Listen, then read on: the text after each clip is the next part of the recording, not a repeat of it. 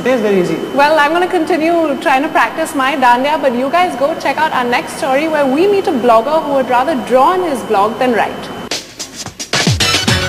We've all read a blog, perhaps have even had one.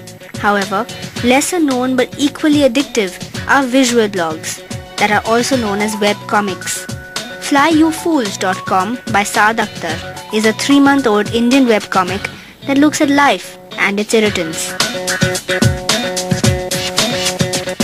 There's no fixed topics right now. I mean, usually I make comics about anything that's irritating.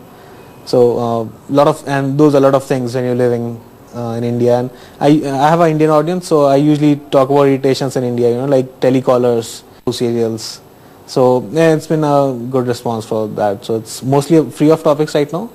But if it's irritant in India, so then I'll probably make a comic about it. Saad chooses to use photographs for his comics.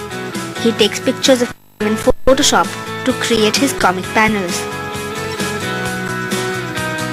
I can't sketch, so I use photographs of people and make that into a story, like zoom into a face to show the action shots and zoom back to show people sitting next to each other or whatever. And if nothing fits, you can always use toys because toys are free and they do whatever you want them to do. And you sometimes have, random people. You can shoot a photo of a person sitting in a dhaba and, you never know what he's thinking. So you can always put a thought balloon in that panel and make him think whatever you want him to think. Making webcomics, according to Saad Akhtar, is a lot about writing.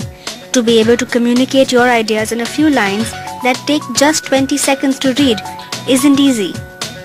But he thinks it's the drawing that's stopping Indian bloggers from stepping into the webcomic space. Few Indian blogs are really funny, but they're writing. And that has potential to be converted into a visual medium. I have a webcomic. I think what really puts people off in the beginning is the fact that they can't draw or sketch. And I mean, webcomics is a medium where you don't need to be able to sketch to be visual. Brainstuck.com is one of the few other Indian webcomics that uses a basic hand-drawn character. And there's another one, WhatsApp.com, where the author calls his comics shitoon. But unfortunately, although it's a medium that can be extremely creative and snazzy, the world of webcomics is still fairly unexplored by Indian bloggers.